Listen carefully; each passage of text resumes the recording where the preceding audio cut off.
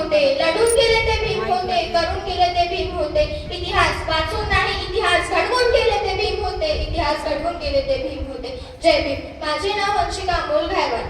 होते अंधारलेले जीवन दाविला प्रकाश, होते अंधारलेले जीवन दाविला प्रकाश, सर्वसामान्यांना झेप घेण्यास खुले केले आकाश, खुले केले आकाश. वंदन करून डॉक्टर बाबासाहेब आंबेडकरांस सुरुवात करते मी माझ्या भाषणास, सुरुवात करते मी माझ्या भाषणास.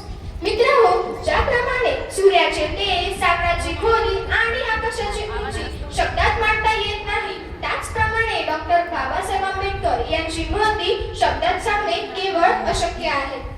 ज्या संघर्षाला सुरुवात झाली दिनांक 14 एप्रिल 1891 रोजी, कारण या दिवशी जन्मले हजारो वर्षांपासून शोषितांच्या दरीत खंडरपणे पडलेल्या एका प्रचंड मोठ्या जनसमुदायाचा महान मुक्तिदाता, तुमचे, आमचे आणि या संपूर्ण विश्वात संघर्षाची इच्छा बाळगणाऱ्या प्रत्येक व्यक्तींचे ज्ञान सूर्य, प्रज्ञाशील भारतरत्न डॉक्टर भीमराव रामजी आंबेडकर, ज्या समाजात कोणी 4थी पर्यंतही शिकले नव्हते, त्या समाजात डॉक्टर बाबासाहेब आंबेडकर इंग्लंडमधून बॅरिस्टर होऊन आले.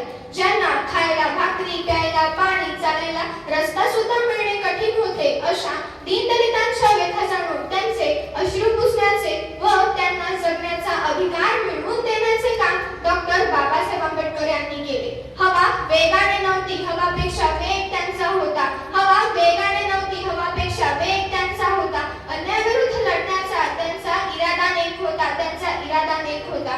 असे रामजी बाबांचे नेक भीमराव आंबेडकर लाखात नव्हे तर जगात एक होता, लाखात नव्हे तर जगात एक होता.